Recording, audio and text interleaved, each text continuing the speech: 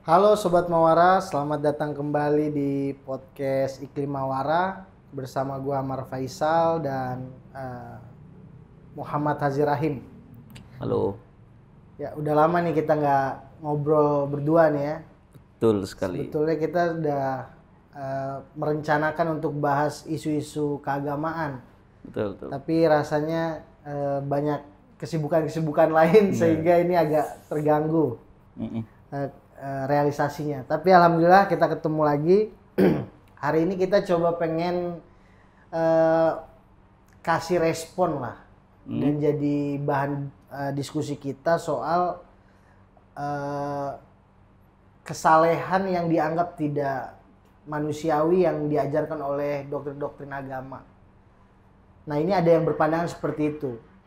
Mereka sebagian orang ya menganggap bahwa standar kesalehan yang ditetapkan oleh agama itu kemudian dikejar oleh para pemeluknya itu tidak manusiawi dan pada akhirnya akan menjerumuskan mereka pada satu lubang kemunafikan. Gitu. Iya. Nah, ini bukan perkara orang yang pura-pura soleh, tapi memang mereka punya keinginan untuk menjadi soleh yang memang diajarkan oleh agama, tapi endingnya tuh ya Paradoks. iya, endingnya malah jadi paradoks, malah jadi munafik gitu. Nah, lu melihatnya kayak apa tuh pandangan seperti ini? Sebetulnya mungkin ya, kalau gua boleh kasih respon, persoalan-persoalan kayak gini nih cukup banyak sebenarnya dibahas dalam kajian-kajian filsafat agama ya. Jadi betapa serangan-serangan dalam tanda petik terhadap agama itu memang seringkali menggunakan perspektif yang tadi lu sebutin, bahwa agama itu mengajak manusia menuju hal-hal yang sebetulnya tidak dia butuhkan. Dan bukan cuma sekedar tidak dibutuhkan, tapi justru berbahaya. Ya kan? Jadi dua perkara tuh. Iya. Pertama nggak Tidak dibutuhkan, dua ketika Yang sudah kedua, dianggap dibutuhkan malah berbahaya. malah berbahaya gitu ya. Nah, tapi sebetulnya karena ini persoalan lama, tentu respon juga sudah sangat banyak ya. Klasik sebetulnya ya. Terhadap ide seperti ini, ya di antara yang mungkin menurut gua paling tepat gitu ya untuk kasus konteks kita, ya kita perlu pertama dewasa gitu ya untuk memahami bahwa percakapan tentang agama itu dinamis. Sehingga penafsirannya pun juga bermacam-macam. Jadi ketika lu bilang standar beragama yang tidak realistis, nah itu udah banyak kata kunci yang mesti di breakdown dan jangan digeneralisasi. Pertama, standar itu apa? Kedua, kesalehan ya tadi Iya, kesalehan. Kesalehan yang dimaksud itu apa? Iya. Ketiga, agama pun yang dimaksud itu tipikal yang seperti apa? Gitu kan. Yang tidak realistis pun itu apa? Iya. Ya, jadi 4 hal ini gue kira nggak bisa dijadiin satu mangkok terus lu bilang seenaknya. Iya.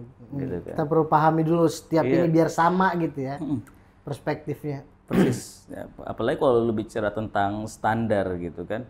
Nah, kadang-kadang kita juga jadi orang yang fatalistik gitu. Kita membenci standar orang lain gitu ya, untuk menguatkan standar itu kita. Iya. Nah, ini kan juga nggak fair jadinya. Falasi ya. Iya, jadi hitam putih seperti ini gitu, lu menafikan standar orang lain, terus lu nggak memberikan bukti apa bahwa standar lu itu adalah standar yang tepat. Iya. Itu kan juga tidak fair. tepat gitu ya. Nah, kalau lu mau fair gitu ya lu harus membuka beberapa probabilitas yang lain dan bahkan lu mesti mundur lagi satu langkah untuk memahami apa sih yang sebenarnya kita pahami dari kata standar.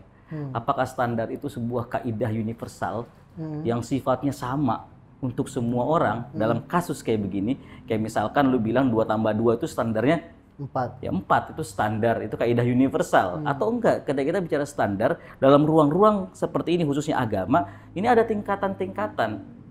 Standarnya Liga Eropa beda gitu ya, sama standarnya Champions League. ya Champions League. Dua-duanya standar gitu. Ya kan, tapi standarnya itu sesuai dengan kelas masing-masing. Iya. Gitu kan. Sehingga gitu kalau misalkan ada anak SD dengan standarnya anak SD menikmati gitu ya problematikanya dia dan merasa kalau standarnya anak SMP itu kesulitan buat dia, ya lu jadinya wajar karena lu dewasa melihat itu. Iya. Ya emang dari awal standarnya juga sudah berbeda. Betul. Ya kan? Nah, kesalehan begitu juga. Oke, jadi kesalehan ini berlevel-level ya. Nah, ini menurut gue penting untuk orang memahami konsep kesalehan itu tidak statis. Oke. Kesalehan itu sesuatu yang sifatnya bahkan gradual. Dan bahkan kesalehan itu bukan sesuatu yang bisa lu ukur pakai termometer. Ya kan berapa derajat gitu kesalehan lu hari ini. Jadi gini, maksudnya ketika lo kan gini, image orang beragama yang suci, yang soleh itu kan tidak berbuat dosa gitu. Yeah. Dosa itu kan kita bisa pahami ya, misalnya dia tidak marah gitu ya, dia tidak berzina, dia tidak bernafsu yang sampai menjadi kriminal dalam tanda kutip ya. Nah, ini maksudnya dosa-dosa yang bisa kita pahami lah gitu. Akhirnya dia jauh dari situ, itu standar orang beragama kan gitu, kesuciannya, kesolehannya.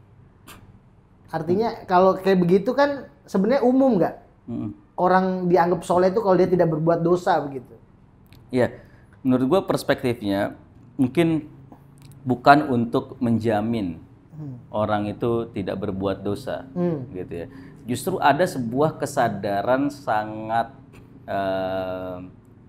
postulat lah, katakannya dalam agama yang seperti menyadari bahwa manusia itu akan jatuh dalam dosa dan maksiat, gitu kan. Sehingga agama itu tidak datang untuk menetapkan standar yang sulit untuk kesucian. Gitu ya. Jadi karena asumsi dasarnya itu memang manusia itu akan jatuh dalam dosa itu. Oh, artinya agama juga tidak berarti orang-orang yang suci itu yang terbebas dari dosa itu enggak juga. Jadi justru orang soleh itu yang enggak lepas dari dosa. Jadi agama ini justru hadir untuk membukakan pintu rahmat itu seluas-luasnya. Untuk memberikan harapan bagi orang-orang yang mungkin tertinggal dalam menaikkan standarnya tadi. Gitu kan.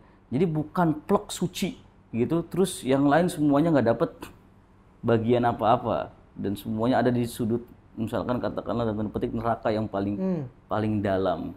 Enggak. Jadi narasi-narasi agama itu, dan gue kira ini hampir mirip sebetulnya di semua agama. Gitu, bukan cuma Islam, apalagi Islam gitu ya. Islam itu kan sebetulnya penekanan terhadap versi Tuhan yang Maha Pengasih itu sangat kuat. Sangat kuat. Ya, bahkan dimulai dengan Bismillahirrahmanirrahim. Itu kan sebuah penegasan bahwa memang narasi Tuhan yang berusaha dibangun dalam Islam itu adalah basisnya Maha Pengasihan, gitu kan. Jadi memang dari awal ada kesadaran yang sangat postulat dan mendasar dalam agama itu untuk bisa membantu orang-orang itu bisa meninggalkan dosanya, gitu ya, dan membersamai perilaku-perilaku mungkin keliru, lalai, dan bahkan bisa jadi kesengajaan-kesengajaan yang tidak tepat, gitu kan. Jadi bukan untuk menetapkan sesuatu yang tidak bisa ditanggung bebannya sama manusia sejak awal. Gitu.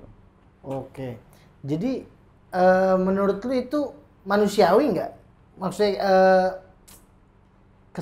yang diharapkan oleh agama kan jelas ya, kita menjadi seseorang yang soleh, yang baik gitu ya, menjauhi dosa-dosa lah.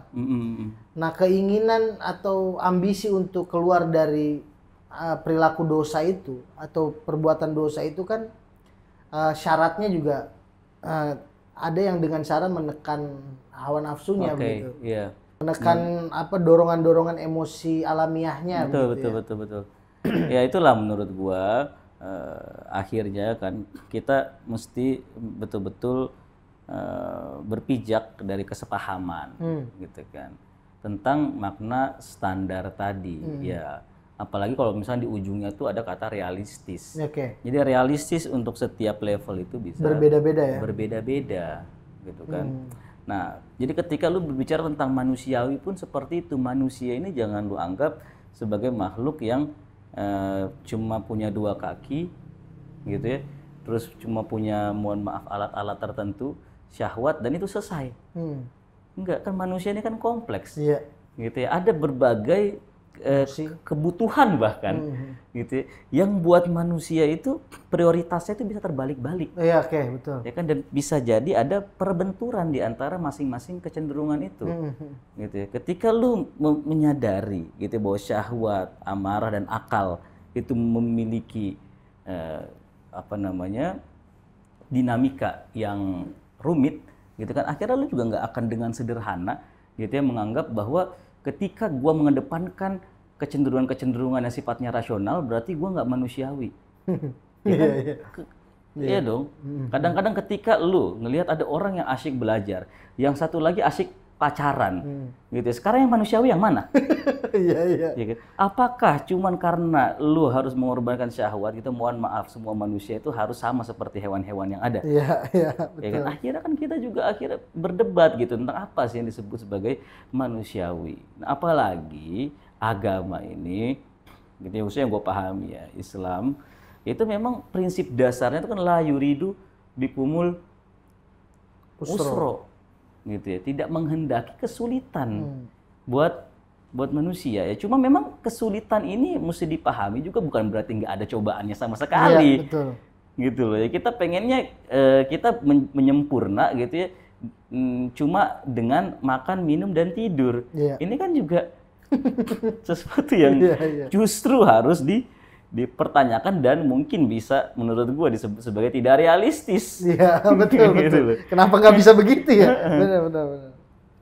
Artinya gini ya, kalaupun katakanlah dalam proses mencapai level kesalehan yang ya dalam tanda kutip tadi kita sudah sampaikan itu juga manusiawi juga.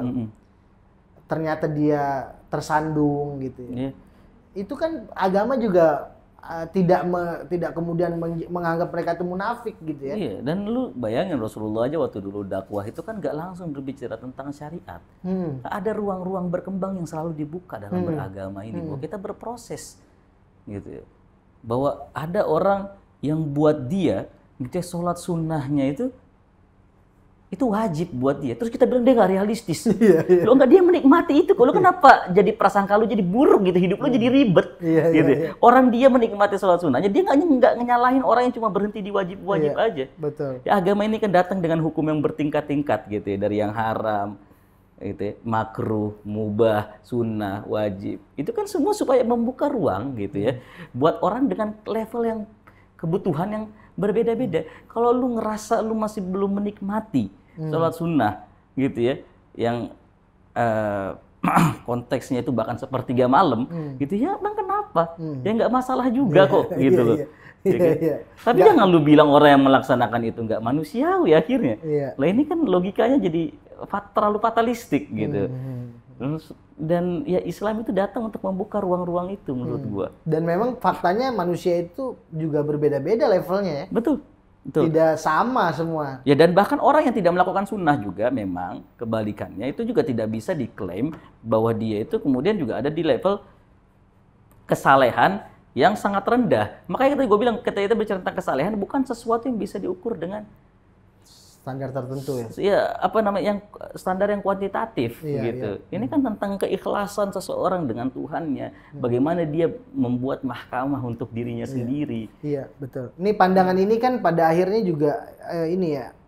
Memang kita akui memang ada juga orang-orang yang persis terjerumus ya, itu kan juga di sisi lain kalau mau fair gitu ya, memang agama ini memiliki daya tarik gitu ya untuk menjadi dalam tanda petik, mudah-mudahan tidak disalah pahami, komoditi gitu ya, pemuasan dan lain sebagainya, dan itu memang cenderung membuat orang jatuh dalam kemunafikan. Iya, betul.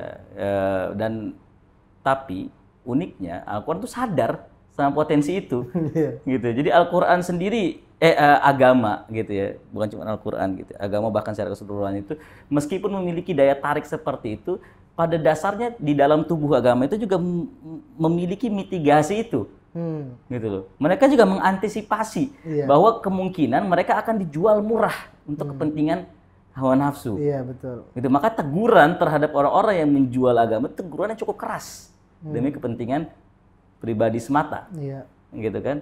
Nah, ya ini sebetulnya sama dengan akal lah ya. Akal itu mungkin salah nggak? Ya mungkin. Ya keliru gitu ya dalam mengambil keputusan. Ya mungkin, tapi kekeliruan itu siapa yang sadar? Ya akal itu juga. Iya, betul. Ya kan? Terus kalau misalkan akal mungkin salah, gitu, apakah kemudian lu harus boikot akal itu? Iya, betul. Ya kan agama juga begitu. Jadi ketika agama mungkin disalahgunakan, disalahpraktekkan, atau mungkin lebih dasar lagi disalahpahami, gitu ya, itu tidak lantas membuat kita memboikot Agama itu, gitu. Termasuk ajaran-ajarannya juga kan. Iya. Ya, maksud gue ini juga pandangan semacam ini kan bisa jadi juga framing terhadap orang-orang yang mungkin sedang berusaha menjalani keberagamannya dengan niat yang tulus, ingin merasakan kenikmatan beragama yang mungkin dalam perjalanannya juga menghadapi berbagai macam tantangan ya. Tapi kalau dianggap ini sebagai sebuah jalan menuju kemunafikan kan juga kesian gitu. Iya, dan lu kira dalam logika Al-Quran keimanan itu sesuatu yang sifatnya tetap? Enggak, justru ya. Enggak kan? Dan bahkan bahasa paling eksplisitnya Al-Quran itu unik, bahwa tidak ada dari kebanyakan orang yang beriman itu kecuali mereka itu musyrik juga. Itu lu disuruh berdamai loh dengan kesyirikan diri lu. Ya nggak ada masalah, lu munafik dalam perjalanan ini, lu menjadi musyrik dalam perjalanan ini untuk di tahap awal ya why not? Namanya lu lagi latihan, ya lu berolahraga aja kan gitu, lu salah, emang pelatih lu langsung nyetrap lu begitu aja gitu. Ya ini kan nggak jadi disiplin positif, ya kan? Disiplin positif itu lu mengakomodasi itu.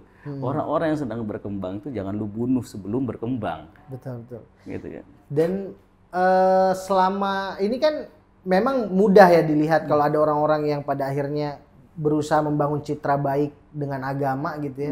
Kemudian terbukti munafik itu bisa kita lihat gitu. Betul. Tapi orang-orang yang ternyata berhasil gitu ya membangun tidak akan tersorot. Iya, tidak tersorot ini masalahnya. Jadi kita nggak bisa kasih yang ini lawannya yang ini nggak bisa gitu ya. Fakta empiriknya sebagai kontrafaktualnya gitu ya. Dari keadaan. Tapi sebetulnya kita bisa lah merasakan kehadiran baik orang-orang tertentu yang betul-betul tulus dalam beragama mereka. Betapa rendah hatinya mereka, betapa kosongnya diri mereka. Dan agama itu kan fungsinya itu kan untuk menghamba gitu. Menghamba itu bukan jadi budak.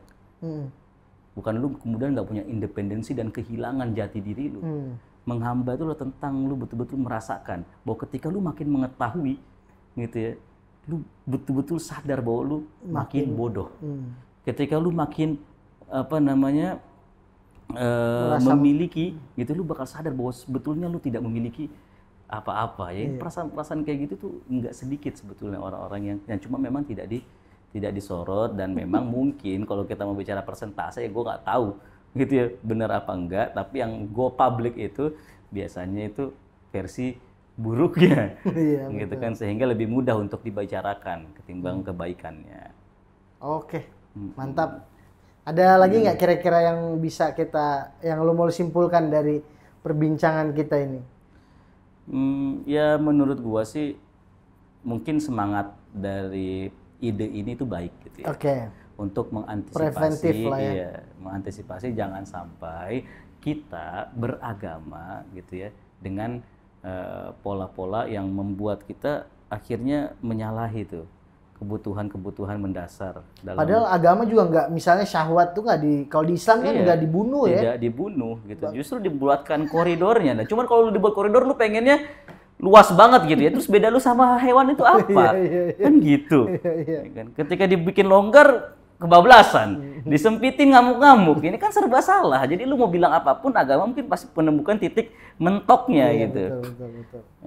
Ya, jadi tapi dari sisi semangat sih gue sangat mengapresiasi ide seperti ini ya, gitu ya, supaya kita lebih aware aja gitu sama keberagamaan kita, jangan sampai membuat kita justru mabok, gitu kan. Nah, memang fakta ironinya gitu, kebanyakan keburukan itu, dan tidak sedikit lah mungkin bahasa lebih tepatnya, keburukan itu terjadi bukan dengan motif buruk, tapi dengan motif yang terlalu baik. Gitu ya. Karena orang betul-betul niatnya pengen baik tapi tidak disertai dengan ma'rifat, itu akhirnya nabrak kemana-mana. Ya, Iya kan? termasuk terorisme lah ya, dan Gerakan-gerakan. ekstremisme dan lain-lain itu. Niatnya baik Niat sebetulnya. itu ya, jadi niat baik itu nggak cukup. Makanya kenapa agama ini turun dengan ayat pertama Iqra, gitu kan, supaya lu melek gitu. Jadi jangan cuman niat tulus aja gitu, tapi lu harus mengupgrade pemahaman lu. Gitu. Gua kira itu bisa membantu orang dalam beragama itu supaya tidak terperangkap dalam ketidaktahuan terhadap ketidaktahuannya. Kalau dalam istilah Al-Quran itu kan yahsabuna annahum yuhsinuna sun'a. Orang yang mengira bahwa mereka itu berbuat sebaik-baiknya perbuatan, padahal mereka ya kan kayak gitu ya, nggak tahu kalau dia nggak tahu. Nah, supaya nggak terjebak itu kan permainan dalam tanda petik ya, yang liganya itu ada di level ma'rifat. Jadi jangan cuma niat baik aja, tapi ma'rifat kita itu perlu ditambah. Apalagi jika ketidaktahuan terhadap ketidaktahuan kita menjadi sakral. Nah, ini Ya, yang ini bahaya. agama punya jebakan seperti itu. Betul. Gitu ya, buat menyakralkan kebodohan kita. Nah, itu memang gue kira itu semangat itu gue tangkap sih dari ide ini tuh baik gitu. Cuman jangan juga akhirnya terlalu menggebu-gebu gitu ya. Akhirnya setiap upaya untuk memperbaiki diri menjadi soleh itu dianggap tidak realistis. Iya, tidak realistis dan berbahaya nih, lu bisa jadi munafik gitu. Nah, itu label-label seperti itu sih gawat sih. Siap. Terima kasih banyak, Bro. Semoga kita ada kesempatan lain untuk Mudah-mudahan. berbincang-bincang terkait isu-isu keagamaan seperti ini ya. Iya, betul. Dan teman-teman, semoga perbincangan tadi ini bisa memperkaya atau menjadi wacana alternatif lah yang bisa teman-teman dengarkan dan jadikan insight baru untuk semakin baik lagi ke depan. Terima kasih, sampai jumpa. Assalamualaikum warahmatullahi wabarakatuh. Waalaikumsalam.